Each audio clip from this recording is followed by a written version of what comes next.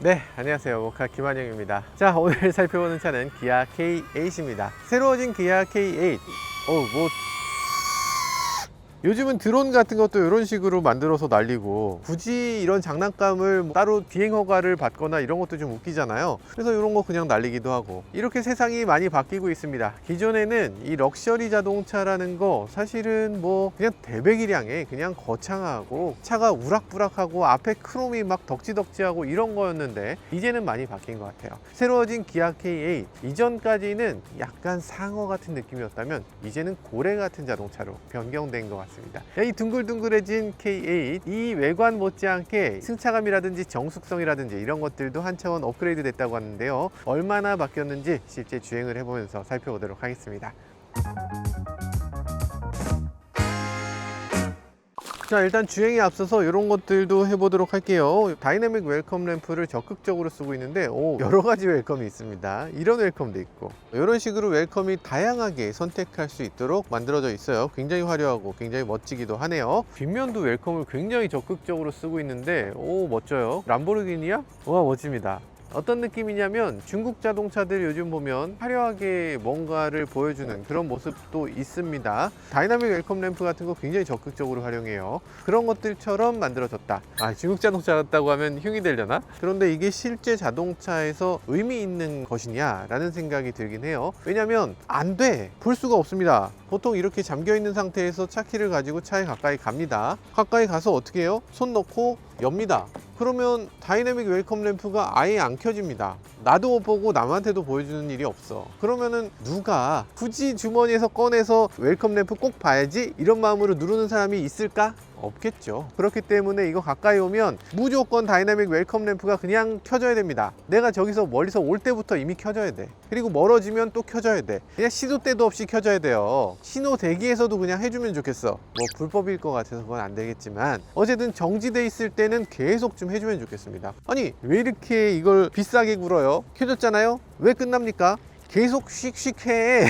키트처럼 계속 씩씩하면 되잖아요. 만들어 놓고 왜 안 해? 앞으로 기아가 이런 거 좀 적극적으로 해주시면 좋을 것 같아요. 이거 아시는 분들 계실지 모르겠지만 요거 램프 하나에 한 100만 원쯤 합니다. 요 중간에 있는 거 요것도 한 100만 원 할걸? 그러면 오로지 멋을 위해서 넣은 건데 내가 볼 수가 없으면 무슨 소용이야. 그러니까 계속 돈값을 할 수 있도록 적극적으로 좀 해주면 좋겠어요. 그거 그렇게 하면 중국차 같아요 라는 분들 계시겠지만 가볍게 무시해 주시고, 크리스마스 트리처럼 그냥 번쩍번쩍하게 할 수 있는 버튼을 하나 만들어 주세요. 여러 가지로 선택할 수 있게 했는데 그 패턴만 바꿀 수 있고 켜는 건 내 맘대로 못 한다는 게 말이 됩니까? 이렇게 좀 할 수 있게 해주시면 좋을 것 같고요. 디테일한 면을 먼저 말씀드려서 죄송합니다. 전체적인 느낌은 미끈하고 둥글둥글한 느낌이 들어요. 그러니까 이전까지 K8은 중간적인 자동차, 스포티한 자동차, 그래서 정말 돈 많으신 사장님들이 선택하는 차가 아니라 그분들보다 조금 낮은 이사님들이 선택하는 차 같은 느낌이었어요. 젊은 이사님, 그런 분들이 선택하는 거지, 정말 돈 많으신 사장님은 당연히 K9 타셔야지 라고 생각하셨을 텐데, K9이 이제 단종 수순으로 간다는 얘기를 하죠. K9이 그렇게 가시고 나면 이제 이 차 K8은 K9의 역할까지 함께 해내야 되기 때문에 이 자동차가 그만큼 고급스럽게, 정말 사장님, 회장님들도 타는데 지나치게 날티나지 않게 그렇게 착하게 만들어진 것 같다는 생각도 들어요. 그러면 이 차 전면은 어느 정도 본 것 같고요. 그럼 뒷면도 살짝 보도록 하죠. 뒷면을 볼 때는 이 차는 이렇게 앞으로 보내면 될 것 같습니다. 자, 앞으로 가! 앞으로 이렇게 가는데 만약에 내가 여기 서 있으면 어떻게 되지? 돌립니다. 한 번 돌렸죠? 그리고 나서 그냥 다시 가. 그러니까 이게 정확한 로직을 모르겠어요. 사물이 있으면 그 사물을 피해서 나와야 되잖아요. 아니면 사물이 뒤에 있어. 그러면 차들 사이에 그 사이에 잘 맞춰서 들어가야 되잖아요. 그런 것들이 그렇게 잘 되진 않습니다. 핸들을 돌리는 프로그램이 어떤 식으로 만들어져 있는지를 모르겠어요. 어쨌든 되는 게 어딥니까? 다른 차들은 안 되는데. 자, 그래서 지금 버튼 눌러서 이렇게 앞으로 전진시켰고요. 뒤에 보면 뒤쪽에 램프는 이런 식으로 생겼습니다. 램프가 비상등이나 이런 것들 보면 무슨 뭐 람보르기니예요. 진짜 멋지죠. 그리고 가장자리에 이렇게 람보르기니틱한 이런 느낌을 주고 있고요. 이거 어디서 본 거예요? 우루스 느낌이 살짝, 죄송합니다. 자, 그리고 가운데 보면 이렇게 촘촘 저렇게 만들어져 있어요. 뭐 멋진가요? 크롬은 그리 많이 사용되지 않았는데 곳곳에 포인트로 아래쪽에 이렇게 크롬을 주기도 했고, 앞에도 크롬을 일부분에 살짝 줘서 차가 촌스러워 보이지 않도록 잘 만들어 놨네요. 옆에 있는 이 크롬도 굉장히 독특하죠. 이런 식으로 크롬이 나와 있는 자동차는 시중에 거의 없는데, 이 크롬이 앞에서부터 이렇게 시작돼서 뒤로 이렇게 쭉 이어지는 이런 크롬으로 만들어져 있죠. 그래서 램프까지 이렇게 이어지는 거, 요전에 K8 처음 나왔을 때부터 굉장히 독특한 그런 아이디어였다는 생각이 들고, 기아에서만 볼 수 있는 아주 역동적인 그런 디자인이라고 할 수 있어요. 다른 메이커들 이런 거 거의 없잖아. 자, 외관은 그래서 마음에 드십니까? 저는 굉장히 스타일리시한 외관이라고 생각되고, 근데 기존에 있었던 K8과 이 새로운 K8 중에 어떤 게 더 마음에 드냐라고 하면 기존 K8이죠. 개인적으로는 더 멋지다고 생각하는데, 제가 젊어서 그런 것 같고, 아마도 보편적으로는 이 디자인을 더 선호할 것 같다는 생각이 들긴 합니다. 전체적으로 굉장히 날렵한 디자인이었는데, 날렵한 디자인을 앞쪽을 둥글게 만드니까 약간 부드러움과 날렵함을 함께 갖고 있는 자동차, 그런 느낌이 들어서 이쪽을 좋아하는 사람은 앞을 보고 사고 뒤쪽을 좋아하는 사람은 뒤를 보고 사고, 이렇게 하라는 얘기인가? 라는 생각이 들어요. 예전에 기아는 앞과 뒤가 한 차 같은 느낌이 확실하게 드는 메이커고, 현대는 앞과 뒤가 완전히 다른 차 같은 느낌이 드는 메이커, 이런 디자인이었거든요. 근데 K8의 페이스리프트 같은 경우는 앞뒤가 사뭇 다른 그런 느낌의 자동차로 바뀐 것 같습니다. 전장이 기존에 비해서 많이 길어졌다는 느낌이 들어서 이런 것들은 좋아 보이긴 하는데요. 그런데 사실 전장이 길어졌다는 부분이 대부분 이렇게 램프 앞쪽으로 조금 더 길어지기도 했고, 그러니까 오버행이 길어진 거예요. 실내 공간이 넓어진 게 아니라. 그리고 뒤쪽으로도 조금 길어졌는데, 그게 실제 트렁크 공간에서 그만큼 영향을 끼치냐 라고 하면 그렇지도 않습니다. 그래서 뒷부분에도 트렁크 공간이 크긴 정말 크네요. 지금 K8 정도 되면 굉장히 럭셔리카라고 할 수 있는데, 이 럭셔리 자동차에서 지금 냄새가 그렇게 썩 좋은 냄새라고 할 수 없거든요. 그래서 이런 것들 좀 개선되면 좋을 것 같고, 그리고 여기 보면은 이런 식으로 출고 차량 지급품 업그레이드가 안 되고 계속 이렇게 가는 게 좀, 이렇게밖에 못 만들어요. 만약에 이거를 정말 고급의 박스에다 넣었을 때 얼마가 추가될까? 한 1,000원? 시승차에 이게 있을 정도라면 일반 소비자들은 차에 무조건 이게 있는 거예요. 뚜껑 딱 열었을 때 이게 이미지를 좌우하잖아요. 저렇게밖에 못하나? 그거하고 뭐 집역을 하냐? 억까다, 이렇게 생각할 수 있는데, 저거 예쁘게 하는 게 뭐 얼마나 비싼 일이라고, 그거 왜 안 해? 자, 그런 생각이 살짝 들고요. 그리고 여기 보면은 이런 것들도 차량 화물칸에 보관해서 사용하십시오 하고, 여기 밑에 찍찍이가 만들어져 있습니다. 근데 찍찍이를 탁 들어올리면 여기서 차량의 느낌이 이 정도 차급에서 이게 맞는 거야? 이 밑에 수납 공간이라고 만들어 놨죠. 수납 공간을 쓰라는 겁니다. 이걸 쓰려면 이걸 들어올려야 되는데, 들어올렸을 때 이런 감촉이 난다는 게 이게 맞냐고요. 요게 이런 게 이렇게 보이는 게 이게 맞아요. 마감을 해주든가 아니면 이걸 열지 못하게 하든가. 못 열게 해도 괜찮아요. 근데 이걸 굳이 열게 해놓고 이렇게 하는 건 좀, 아반떼면 괜찮아, 뭐 K3면 괜찮습니다. 근데 K8이면 얘가 K9까지 해야 된다며. 근데 이러면 조금 문제가 있죠. 뭐 문제만 있는 건 아니고요. 당연히 이런 것들 깔끔하게 잘 처리했습니다. 이렇게 삼각대가 위쪽에 다리 잡고 있어서 비트박스라고 얘기하죠. 비상등 켜고 트렁크 열고 가드레일 밖으로 나가고 스마트폰으로 신고해라, 이 순서 바뀌시면 안 됩니다. 나가고 나 먼저 살고 스마트폰 신고하세요 라는 겁니다. 뒤에서 수작업으로 이렇게 하시는 거 아니에요. 트렁크 열면 그냥 돼야 된다 라는 얘기고, 트렁크 연차가 있으면 이 차는 서 있는 겁니다. 그러니까 뒤에서도 보시고 조심하셔야 돼요. 근데 트렁크 열었을 때 잘 보이나? 보통 잘 안 보입니다. 왜냐면 검은색이잖아.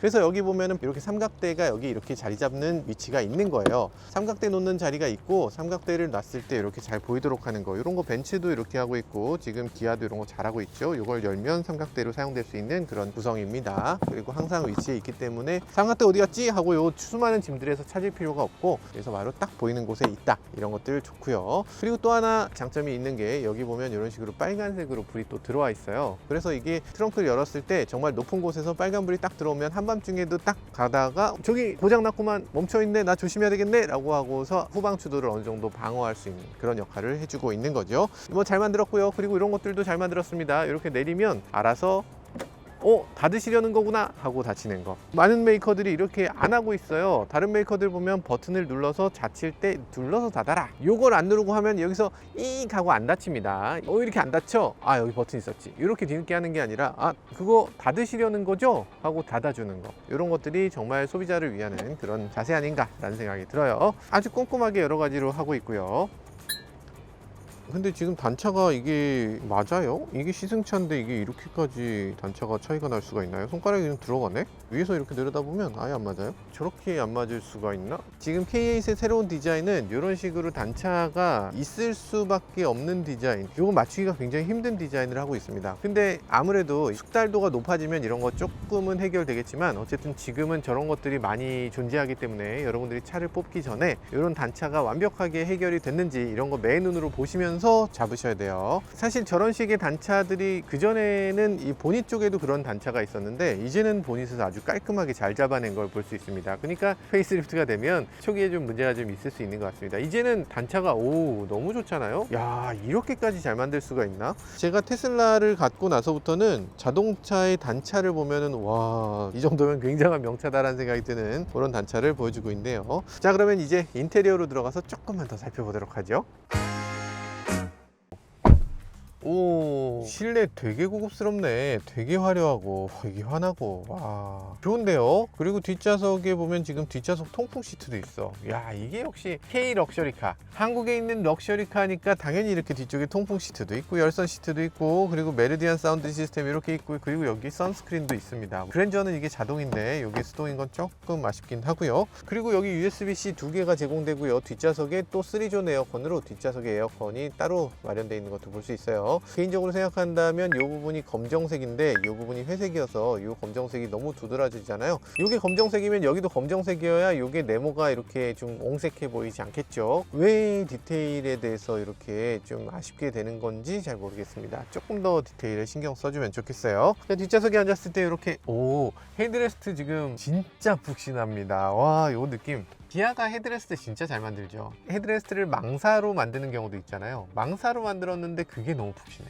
그리고 너무 몸을 잘 잡아줘. 그런 것들 너무 만족스럽고, 이게 지금까지 나와 있는 모든 자동차 중에 헤드레스트가 제일 잘 만들어졌다 라고 생각되는 그런 푹신함이에요. 그러면서도 안전도 확보했다고 하니까 도대체 어떻게 했노? 라는 생각이 들죠. 그리고 여기 보면 암레스트 같은 경우도 이런 식으로 만들어져 있는데요. 암레스트는 조금 재밌습니다. 왜냐면 암레스트가 되게 고급스러워. 딱 고급차고만 이런 느낌이 드는 그런 암레스트예요. 그리고 버튼을 눌렀을 때 오디오 같은 것들을 누를 수 있고요. 다이얼이 있는데 이 다이얼이 엄청 크잖아요. 엄청 큰데 이 역할이 뭘까? 이 다이얼은 볼륨 스위치입니다. 볼륨 스위치가 굳이 이렇게 크게 마련되어 있고요. 그리고 모드, 뭐에 대한 모드일까? 드라이브 모드일까? 아니면 뭐 시트 모드일까? 아닙니다. 라디오 모드예요. FM, AM, 블루투스 그런 모드고요. 뮤트 버튼이 있습니다. 이거 끄면 되는데 왜 뮤트가 있는지 모르겠어요. 버튼 하나가 어마어마하게 크죠. 손가락 3개만한 버튼들이 이렇게 4개가 자리 잡고 있고요. 뭐 어쨌든 이 버튼들이 없는 거보단 난데 굳이? 라는 생각이 드는 그런 버튼들이 자리 잡고 있습니다. 만약에 IT 기기의 느낌을 주려면 여기다 터치 디스플레이를 넣어서 터치 디스플레이로 이런 기능들을 할 수 있도록 만들면 나중에 업그레이드도 좀 될 것 같고, 그런데 예전에 제가 뉴 그랜저를 탄 적이 있는데 그 뉴 그랜저에 리모컨이 있어서 되게 멋있어요. 근데 그 뒷좌석 리모컨이 얼마 지나지 않아서 굉장히 촌스럽게 느껴지게 됐습니다. 지금 이것도 아마 시간이 조금 지나면 이 리모컨이 굉장히 촌스럽다고 느끼게 될 것 같아요. 이보다는 터치 디스플레이를 넣어서 좀 업그레이드도 가능하게 해주면 좋을 것 같아요. 터치 디스플레이의 가격이 뭐 어마어마하게 비싼가요? 그거 넣으면 차값이 막 20만 원이 추가돼요? 그러진 않을 거잖아요. 몇만 원 수준이면 좀 넣어줬으면 좋겠다. 아니 그러니까 터치 디스플레이 보고서 야 이거 진짜 고급이구만, 와 K8 사야 되겠다 라고 생각하는 사람들이 왜 없겠어요. 디스플레이는 그렇게 중요합니다. 왜냐면 디스플레이 하나를 딱 넣었을 때 TV가 있는 감옥이고, 아니 감옥은 좀 그런가? 비행기 하자. 비행기 좌석에 여기 디스플레이 없는 비행기, 디스플레이가 여기 이만한 게 있는 비행기, 완전 다르잖아요. 그런 것처럼 디스플레이가 딱 있으면 훨씬 더 고급스럽게 느껴지게 됩니다. 그것만 보여요. 나머지는 보이지도 않아. 볼륨 버튼을 이렇게 다이얼로 크게 한 거, 이것도 굉장히 옛날 꼼수거든요. 어떤 꼼수냐면 뒷좌석에 이 커맨드 다이얼이 큰 게 있어야지 고급이라고 느꼈어요. 근데 그 커맨드 다이얼은 비싸. 그게 비싸니까 그걸 넣는 대신에 볼륨 스위치를 커맨드 다이얼처럼 크게 보이게 만드는 겁니다. 꼼수죠. 그 꼼수를 아직도 이어간다고? 이런 꼼수가 아직 통할까? K8이 그랜저나 다른 자동차하고 완전히 구분되는 요소는 훨씬 더 젊고 훨씬 더 첨단의 자동차라는 점입니다. 그러니까 뒷좌석에 앉았을 때 반드시 디스플레이라든지 아니면 뭔가 화려한 점을 느낄 수 있게 해줬어야 된다. 온도 조절 버튼 이런 거 이렇게 했어야 됐을까? 여기 온도 조절 버튼 넣고 여기 디스플레이 넣고 여기다가 버튼 넣고 요거 넣고 하는 돈을 합쳐가지고 여기다가 디스플레이 하나 넣어서 온도 조절과 이런 것들을 다 한 번에 딱 해주면 얼마나 좋아. 네, 바라는 게 너무 많은 것 같고요. 자, 그래서 수납 공간 같은 거 굉장히 멋있게 이렇게 잘 만들어져 있습니다. 그러니까 현대기아가 잘하는 부분이 이런 거예요. 이런 것들 만들어 넣는 거, 깔끔하게 처리하는 거, 요 소재 같은 거 오차 없이 만들어내는 거, 이런 것들 너무 잘합니다. 그러니까 새로운 것을 하기보다는 어떤 기존에 있었던 것의 완성도를 높이는 게 현대기아가 요즘 잘하고 있는 부분이에요. 근데 우리가 바라는 게 정말 완성도인가는 한번 생각해 보실 필요가 있어요. 왜냐면 자동차를 어쨌든 팔아야 되잖아. 누군가가 사야 된다면 그 사람들이 정말 완성도 좋은 단차에 대해서 정말 목숨을 걸까? 단차에 목숨 거는 건 제조사밖에 없습니다. 자동차에 굉장히 집중하는 그런 분들만 단차에 대해서 신경을 많이 쓰고, 나머지 분들은 단차에 대해서 그렇게까지 신경 쓰지 않는데 엉뚱한 데다 돈을 다 쓰고 있는 게 아닌가 라는 생각을 해보게 되네요. 쓸데없는 얘기가 너무 길었고요. 자, 그럼 뒷좌석에 앉았을 때 어떤 느낌이냐? 일단 머리가 살짝 닿습니다. 머리가 딱 닿는 건 아닌데 머리카락이 닿아요. 이렇게 뒤로 했을 때는 머리도 닿습니다. 머리가 너무 작아서 앉은 키가 너무 작아, 난 몸의 70%가 다리야, 엉덩이가 여기서부터 시작해, 이런 사람들은 정말 좋은 뒷좌석인 것 같고요. 저처럼 이렇게 평범한 사람들, 엉덩이가 여기 있는 되게 동양적인 이런 남자에게는 썩 좋은 뒷좌석은 아닌 것 같습니다. 내 몸이 잘못했네. 아무튼 이 뒷좌석은 그런 식의 약간 머리가 조금 불편하게 느껴진다는 부분이 있고요. 그리고 시트 굉장히 멋있는데, 멋있는 것에 비해서는 시트 등받이의 요 편안함이 조금 부족합니다. 이 시트 뒷좌석은 뭔가 조금 해결이 됐어요. 그러니까 기아가 차의 다른 부분을 굉장히 잘 만드는데 이 뒷좌석 시트를 잘 못 만듭니다. 저희 EV6도 탔었지만 EV6 뒷좌석이 되게 불편했거든요. 마찬가지로 이 차도 뒷좌석이 꽤 불편합니다. 기아만 그런 게 아니고 현대도 그래요. 왜 그러는지 모르겠어. 대충은 알 것 같습니다. 왜냐하면 이 시트를 현대기아가 만들지 않거든요. 현대위아라든지, 그러니까 현대 자회사가 만듭니다. 여러분들이 자회사라고 한번 생각해 보세요. 자회사면 요구사항이 오면 그 요구사항에 맞추면 판매할 수 있는 겁니다. 자기 위에 있는 클라이언트 하나야. 딴 데 어디다 팔겠어? 딱 정해져 있어요. 그 클라이언트가 이렇게 만들어 와 라고 했으면 그렇게 만들어서 내면 아무 문제 없죠. 근데 거기다가 시트 그렇게 하면 좀 불편하시고요, 여기다가 뭘 넣고요 각도를 이렇게 해서 저희가 특별히 연구했습니다, 가격은 2배예요 라고 했을 때 그거 살까? 클라이언트가 쓸데없는 짓 하지 말고 만들어 달라는 거 만들어 주세요 이러지 않을까? 다른 메이커들 같은 경우는 시트 자회사가 없어요. 지금 예를 들면 BMW라든지 벤츠라든지 이런 데는 시트 자회사가 없습니다. 나 시트를 사다 씁니다. 사다 쓰면 어떻게 해요? 여러 메이커들에서 나온 여러 시트 중에 비교합니다. 그 중에서 뭐 굉장히 우수한 시트 메이커들 많이 있죠. 예를 들면 세계적인 메이커들, 뭐 리어라든지 레카로라든지 뭐 이런 세계적인 시트 메이커들 있잖아요. 이런 메이커들이 시트를 만들었을 때 그 품질이 당연히 넘사벽. 왜냐면 이 회사들은 그 시트 하나만 갖고 먹고 살아야 되니까. 이걸 수많은 메이커에 이렇게 피칭하고 제발 저희 시트 사주세요, 왜냐면 여기 어떤 특별한 기능이 있고요, 정말 특별한 시트를 만들었습니다, 이 시트는 정말 편하고요, 어떤 인증도 받았고요, 여기에 혼신의 힘을 다해서 이 시트를 만들었습니다, 꼭 사주세요 라고 했을 때 그 시트만큼 좋겠어요? 자회사에서 만드는 시트는 그렇게 좋을 수가 없습니다. 시트의 편안함이라는 건 이건 눈으로 보이지 않고 계량하기 굉장히 어렵기 때문에 이 시트의 편안함은 쉽게 달성되기 어렵고, 자회사한테 그냥 독점적으로 이걸 하게끔 놔두면 안 되죠. 저는 지금 현대기아가 자회사 제품만 써서는 안 되고 외부 회사로부터 받는 시트도 어느 정도 있어야 된다고 생각해요. 유럽 시트 메이커에서도 시트를 좀 받고 내부에 있는 메이커들하고 경쟁도 하고, 그래서 더 우수한 시트가 있으면 그쪽으로 그냥 가야죠. 아무리 자회사라 그래도 경쟁에서 떨어지면 절대 쓰지 말아야죠. 소비자들이 이 시트 때문에 이 차를 살까 말까를 결정하는데, 그런 것들 생각한다면 시트 좀 다양하게 받아주면 좋겠다는 생각이 듭니다. 시험 삼아서라도 몇 개라도 좀 해주면 좋을 것 같아요. 어쨌든 뒷좌석은 저는 그렇게 만족하지 못하는 뒷좌석이다. 하지만 공간에 있어서 이 무릎 공간이라든지 이런 것들, 이 럭셔리한 느낌이라든지 이런 것들은 굉장히 잘 만들었다는 생각이 들기도 합니다. 자, 그럼 앞좌석으로 넘어와서 앞좌석은 어떤지도 살펴보도록 하죠.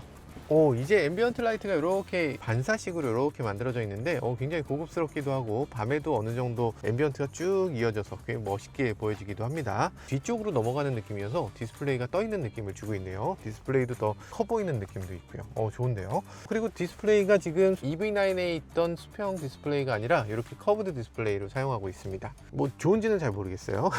그리고 이 떠 있는 느낌을 주는 건 이쪽에도 있지만 이쪽에도 스피커 그릴이 있는 부분에 이렇게 떠 있는 느낌을 주고 있고, 이런 거는 기존 모델도 마찬가지로 이렇게 떠 있는 느낌을 줬는데 그런 느낌을 더 많이 이어가고 있네요.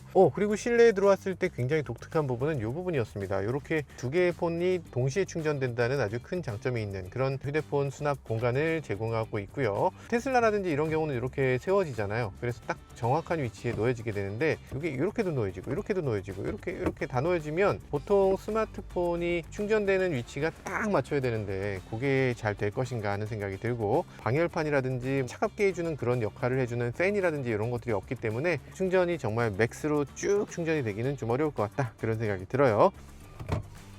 이렇게 놓으면 충전이 되나? 안 됩니다. 지금 안 되잖아요. 이렇게 위로 올렸을 때 맥스도 충전이 안 돼요. 그럼 이거 왜 이렇게 넓게 만든 거야? 어떤 폰을 넣으라고 이렇게 만든 겁니까? 무선 충전 패드는 너무 뜨거워지고 금방 충전 속도가 떨어지기 때문에 이거는 맞나 싶은 생각이 들어요. 이것도 이해가 안 되지만 연결 안 되게 해야지 충전이 더 빨라, 이렇게 생각하시는 분들도 계신데, 그래서 한번 제가 실험해 보겠습니다.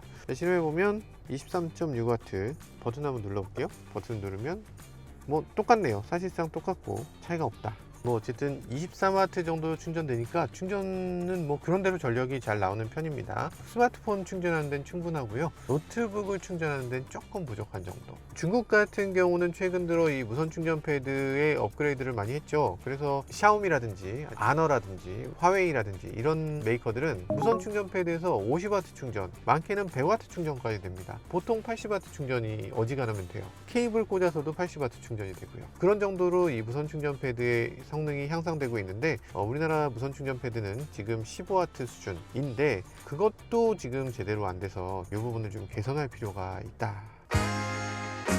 인테리어는 전체적으로 기존에 있었던 K8하고 비교했을 때 이런 부분은 기존 K8이 더 고급스럽다는 생각이 들고요. 대신에 이번 K8은 좀 더 쭉 뻗은 느낌, 그래서 더 시원한 인테리어를 보여주고 있네요. 더 심플하고 더 단순한 인테리어. 화려함은 조금 더 적어지긴 했지만 그럼에도 이게 더 단순하기 때문에 더 미래적인 느낌을 주는 그런 인테리어라는 생각이 들긴 합니다. 자, 그리고 저는 좀 아쉽게 느껴지는 부분은 이 폰커버예요. 폰커버가 지금 플라스틱인데 검정색일 때는 좀 괜찮습니다. 근데 이게 흰색이거나 밝은 색이 되면 이 소재감이 너무 보여요. 사실 핸들이라는 게 이렇게 해서 핸들의 이 패턴하고 이 패턴을 맞추잖아요. 왜 이 패턴이 같아요? 왜냐하면 이것도 가죽처럼 보이게 하기 위해서. 고급차로 가면 어떻게 됩니까? 이 부분이 실제로 가죽이에요. 이 부분하고 이 부분을 그래서 매치를 시키는 건데 이게 가죽의 느낌이 하나도 안 나. 그랜저는 가죽으로 만들었죠. 근데 K8은 가죽이 아니라서 이게 조금 저렴해 보이는 그런 아쉬움은 있습니다. 그게 뭐 별거라고 라고 생각하실 수 있는데, 자동차에 여러 소재가 있지만 그 소재 중에 눈으로 볼 때 바로 코앞에서 소재가 보이는 요소는 폰 커버밖에 없습니다. 폰 커버하고 리모컨 정도? 그러니까 이 핸들의 소재감은 정말 중요한 거예요. 두 뼘도 안 되는 거리에 있는 소재감이 계속 보이지 않을까요? 당연히 엄청나게 이 소재감이 중요하기 때문에 이 부분을 가죽으로 덧대는 건 차를 되게 고급지게 느껴지게 하는 정말 중요한 요소라고 생각됩니다. 요거 좀 해주셨어야 되지 않나. 자, 이제 시동을 걸어 볼 건데요. 근데 시동 버튼이 최근 들어서 기아차 같은 경우는 시동 버튼이 이쪽으로 넘어왔잖아요. 이렇게 하게 돼 있는데 얘는 시동 버튼이 아직 여기 있죠. 여기 시동 버튼이 아마 처음에 타시는 분들은 시동 버튼 어딨어 라고 하실 것 같아요. 그리고 이렇게 보고 시동을 걸어야 되는데 이게 괜찮은 인터페이스인가? 시동 버튼 여기 어디 좀 보이는 데다 놔두면 안 될까요? 어차피 전자식인데 왜 여기다 꼭 이렇게 숨겨야 되죠? 옛날에 키 돌리는 데 여기서 키를 돌렸으니까 이 언저리에 있어야 된다고 생각하는 것 같은데 그럴 이유가 전혀 없죠. 그럴 이유가 없기 때문에 여기로 오든가 여기 있든가 뭐 여기 어디 있든가 핸들에 있든가 해도 됩니다. 여기 있으면 어떻게 되냐면 일단 첫 번째로 여기 가려요. 두 번째 여기 가립니다. 세 번째 여기 가려. 그래서 안 보여. 이렇게 봐야 되는데 이게 맞나? 시동 버튼 당연히 여기 어디 있으니까 굳이 안 봐도 되지 않을까요? 그런데 안 보고 한번 눌러보세요. 안 보고 누를 수 있나? 반드시 이렇게 누르게 돼 있습니다. 누누이 말씀드리지만 이 차 케이스면 괜찮아. 이 차는 회장님이 타시는데 회장님이 이렇게 하는 건 좀 그렇잖아요. 이렇게. 점잖게 딱 시동 걸 수 있으면 좋을 것 같다는 생각이 드네요. 사실 저는 제일 좋은 시동 버튼은 람보르기니인 것 같아요. 람보르기니 보면 몰리가드 같은 게 있잖아요. 몰리가드 혹시 뭔지 아세요? 뚜껑. 그렇지. 몰리가드가 왜 몰리가드야? 옛날에 IBM의 메인프레임을 운영하던 사람이 그 사람의 딸 이름이 몰리야. 딸이 애기인데 자꾸만 빨간 버튼을 보면 와서 그걸 누르는 거예요. 그래서 자꾸만 이걸 누르니까 야 이걸 어떡하지? 하고서 거기다가 이렇게 덮개를 붙여 놓은 거야. 그래서 그 덮개를 몰리가드라고 그렇게 만들어 놨습니다. 그래서 그 덮개를 열고 누르게끔. 그거 람보르기니처럼 이렇게 탁 열어갖고 탁 누르면 얼마나 멋있습니까? 그냥 무릉 하면서 막 뭔가 전투기가 미사일 발사하듯이 그런 몰리가드 같은 거 딱 해주면 멋지지 않을까. 자동차 시승기를 보면서 쓸데없이 들어가는 잡지식. 자, 그러면 이 차 시동을 걸어보고 이 차가 어떤 차인지 조금 더 살펴보도록 하죠. 일단 주행하면서 살펴보면 좋을 것 같아요. 자, 출발하시죠. 얼른 타자. P 눌러야 되고요. 많은 분들이 오토홀드를 한다거나 브레이크를 밟은 상태로 그냥 하시는 분들 많이 계신데 꼭 P를 꼭 눌러주세요. 안전에 꼭 필요합니다.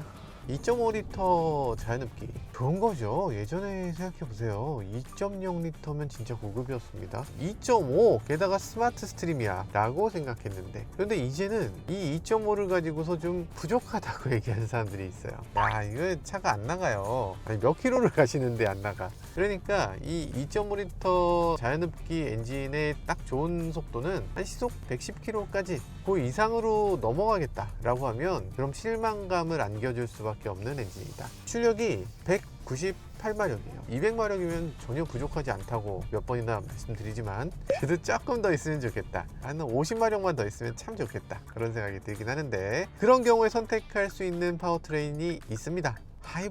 하이브리드를 선택하게 되면은 이거보다 조금 더 출력이 높고 대신에 가격이 훨씬 더 비싸죠. 그런 것들 고려해서 파워트레인을 선택하면 좋을 것 같습니다. 예전에는 출력 낮은 엔진을 심장병이라고 놀렸습니다. 그때는 진짜로 심장병인 엔진들이 꽤 있었어요. 100마력 조금 넘고 110마력 이런 정도의 엔진들이 중형차에 막 들어갔습니다. 에스페로는 1.3이 있었어. 중형차인데 1.3을 넣었습니다. 야, 그게 심장병이었지. 그건 문제가 있었고요. 게다가 그때 당시 변속기의 손실도 어마어마했습니다. 4단 변속기 들어가 있고, 현대가 얘기했던 것 중에 인상적이었던 게 우리나라 도로 실정에는 6단 변속기가 필요 없습니다, 이런 얘기를 하기도 했어요. 근데 요즘 생각해보면 그때에 비해서 출력 자체도 높아졌지만 변속기가 락업을 엄청 잘합니다. 동력을 거의 100% 전달하는 경우가 많아요. 예전 자동 변속기는 헛도는 게 반이었습니다. 이 토크 컨버터가 거의 대부분을 차지하고, 그리고 차가 딱 결합돼서 가는 경우가 거의 없었어요. 그랬던 시절의 출력하고 지금의 출력은 다르다. 그래서 지금은 200마력이면 이걸 심장병이라고 얘기할 수 없습니다. 200마력이면 괜찮아요. 어차피 이렇게 막힐 건데 뭐. 그럼에도 달려보면 부드럽습니다. 저는 개인적으로 이 정도라면 굉장히 부드럽고 좋다고 생각해요. 자, 가속해 볼까요? 안 나가긴 안 나가네요. 안 나가는 건 그럴 수 있어. 근데 엔진이 힘든 것 같은 느낌, 얘 좀 있으면 망가지겠구나, 이런 느낌이 들게 하는 거, 그게 조금 아쉬운 점이라고 할 수 있습니다. 그래서 엔진음이 되게 거슬리는 사람들이 있을 것 같습니다. 2.5는 그렇게 좋은 선택이라고 할 수는 없을 것 같네요. 그냥 무난하게 선택할 배기량이라는 생각이 듭니다.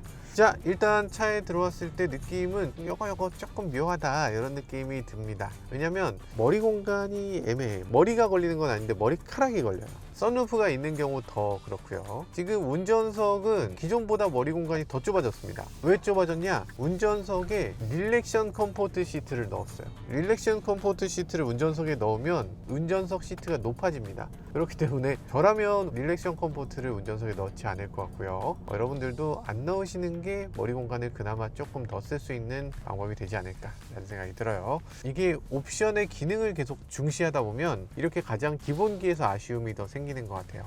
뒤로 젖히면 될 거 아니야 라고 생각하시는 분들 계신데, 그러면 뒤로 젖히면 됩니다. 이렇게 운전하면 되죠. 돼요? 요건 좀 문제 있다. 이상하게 시트가 이렇게 해도 조금 불편하고 저렇게 해도 조금 불편하네, 이런 얘기가 나올 것 같은 그런 시트 구성입니다. 일단 루프가 낮기 때문에 어쩔 수 없는 부분이고, 그 어쩔 수 없는 부분에서 이 스포츠카처럼 정말 시트를 좀 낮춰줘야 이런 스타일리시한 자동차에 적합할 텐데, 지금 릴렉션 컴포트를 넣는 바람에 결과적으로 실내 공간이 너무 좁다, 이런 생각이 들고, 릴렉션 컴포트를 뺀다면 아마도 이거보다는 훨씬 좋은 그런 공간을 보여줄 것 같습니다. 릴렉션 컴포트를 한번 작동시켜 보자. 자, 이게 뭐라고 이거 하려고 그렇게, 뭐 좋긴 좋아, 좋긴 좋은데 굳이 이것 때문에 시트를 높여요? 시트의 높이라는 건 자동차의 핵심 중의 핵심입니다. 디자이너분들이 어련히 잘 만드셨겠지만 제가 아는 바로는 이 자동차의 디자인은 엉덩이에서부터 시작하는 거예요. 이 엉덩이를 어디다 놓을 것인가, 그걸 높이면 SUV가 되는 거고, 아주 낮추면 스포츠카가 되는 거고, 세단은 적당한 높이에 있어야 되는 거예요. 그래서 적당한 높이에서 시작하고, 이 차의 높이는 그 다음에 이 사람이 여기에 앉았을 때 어떤 머리 공간을 가질 것인가 로 정해져야 돼요. 그러니까 이 엉덩이에서 시작해서 머리 공간을 만들면 그 차의 높이는 저절로 정해지는 겁니다. 근데 지금 그 방향을 거꾸로 가고 있어요. 외관 디자인을 먼저 하고 그 안에다 사람을 어떻게든 끼워 넣으려고 하다 보니까 머리 공간이 부족해지는 거죠. 이렇게 머리 공간이 좁으면 요즘 들어서 키 큰 사람들 입장에서 조금 아쉽지 않을까, 뭐 그런 생각이 드네요. EK8 같은 경우는 이거는 그냥 패밀리 세단이다 이렇게 볼 게 아니고 이거는 거의 스포츠 세단의 구성을 갖고 있다 라고 보시면 됩니다. 그런 면에서 2.5L는 조금 부족한 게 아닌가 라는 생각을 하게 되는 거죠. 실내가 이렇게 화이트 톤하고 검정색의 투톤인데, 투톤이다 보니까 되게 느낌이 환하고 좋네요. 근데 어떤 식의 투톤이면 더 좋을까? 위가 밝고 아래가 어두웠으면 좋겠는데 엉덩이가 밝고 이 윗부분이 까매서 느낌은 검은 차를 타는 것 같은 느낌이야. 아래가 보이지 않잖아. 위가 하얗고 아래가 검으면 느낌은 하얀 차를 타는 느낌이고, 그리고 오염은 검은 차니까 오염이 덜 되는, 양쪽의 장점만 누릴 수 있을 것 같은데, 저는 이게 흰색 인테리어인데 이게 어두운 게 좀 별로인 것 같습니다. 이 부분이 환했으면 좋겠어요. 근데 이게 기아만 그런 게 아니고 많은 메이커들이 지금 이렇게 위쪽을 검정으로 아래쪽을 흰색으로 많이 합니다. 자, 그러면 여기서 오디오를 한번 들어보도록 할까요? 지금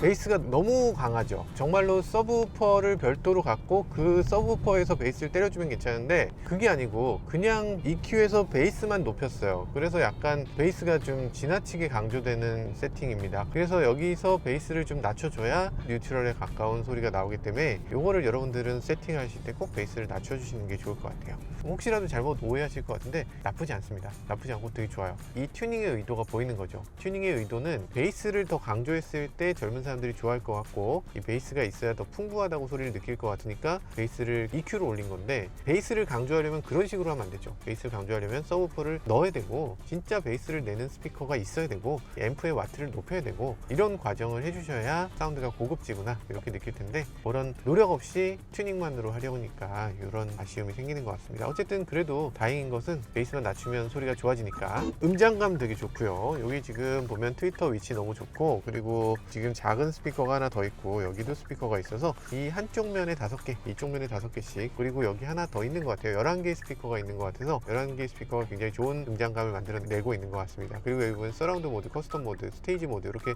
3가지의 이 메르디안 가상 사운드를 만들어내고 있는데 막 울리죠? 입체감을 조절할 수 있어서 이런 것들이 나름대로 괜찮은 사운드를 만드는데 큰 도움을 줍니다. 요즘은 이 음장감을 높여주는 이런 프로세서가 없는 사운드가 오히려 드물 정도로 이제는 거의 모든 메이커들이 다 하고 있으니까 이런 것들을 기아도 아주 적극적으로 잘해주고 있는 것 같아요. 한 가지 바라는 게 있다면, 비슷한 기술이더라도 메이커마다 보여지는 걸 다르게 하고 있는데 이보다 좀 더 화려하게 그래픽으로 뭔가 좀 감싸는 것 같은 그런 느낌으로 이걸 조금만 바꿔줘도 훨씬 더 고급의 그런 기능이라는 생각이 들 것 같아요. 아무튼 뭐 나쁘진 않습니다. 정말 좋은 사운드를 보여주고 있고요.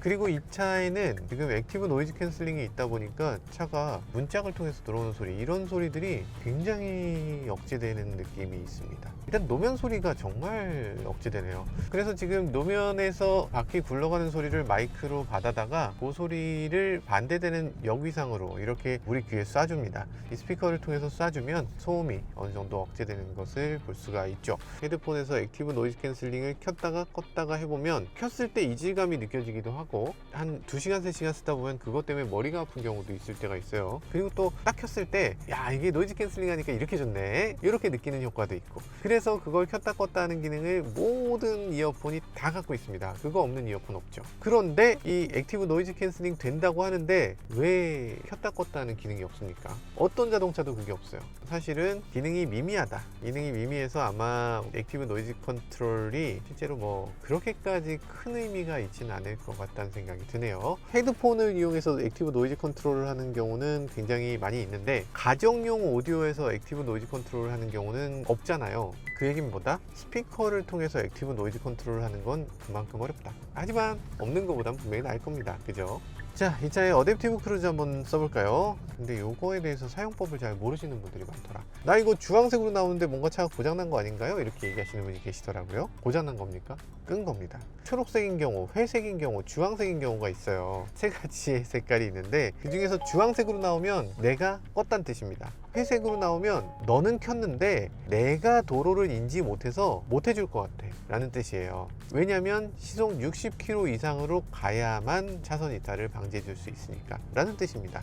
그 옆에 핸들 표시 뭡니까? 핸들 표시는 차로 중앙 유지 기능이에요. 그러니까 차선 이탈 방지를 안 해주더라도 나는 중앙으로 잘 갈 수 있어 라는 겁니다. 이 사실은 같은 기능인데 그 기능을 두 개를 분리해 놔서 사람들한테 정말 헷갈리게 하고 있는 것 같아요. 그리고 또 헷갈리는 지점이 있습니다. 어댑티브 크루즈를 작동시켰을 때 어댑티브 크루즈는 작동이 되는데 핸들은 작동이 안 돼. 이게 헷갈리는 지점이에요. 왜냐면 고속도로에서 이걸 누르면 핸들도 같이 되거든. 어쩔 땐 같이 되고 어쩔 땐 같이 안 됩니다. 그런 것들 상당히 헷갈리는 부분이라고 할 수 있어요. 이 부분이 정말 정신없죠. 뭐 이런 것도 있습니다. 만약에 버튼을 누르면 이 어댑티브 크루즈를 일시 중단시켜줘, 다시 해줘, 이런 게 버튼으로 있어요. 요거 진짜 헷갈리는데 요거에 대해서는 나중에 다시 말씀드리고요. 어댑티브 크루즈 요번에 조금 바뀌었습니다. 차로 유지 보조 2로 업그레이드 되면서 이 차로 중앙 유지를 굉장히 잘 해주고요. 그리고 또 이 핸들이 정전식 핸들이 돼서 내가 핸들을 잡고 있는데 자꾸 핸들 잡으세요 하고 얘기 나오는 경우는 이제 없어졌죠. 이제는 핸들에 손을 이렇게 대기만 하면 내가 핸들을 잡았다는 걸 인지하게 됩니다. 근데 한 가지 더 바라는 게 있다면 전방 차량이 출발했어, 내가 핸들 잡고 있어, 앞을 보고 있어, 이 세 가지만 갖춰진다면 알아서 좀 출발해주면 좋겠어요. 아니 왜 출발을 안 해줍니까? 계속 이거 눌러야 돼요? 가다 서다 할 때마다 가속 페달을 밟을 때 그러면은 차가 대신해 주는 게 아니잖아. 차가 좀 대신해 줄 수 있도록 이런 것들을 적극적으로 좀 도입해 주면 좋을 것 같습니다.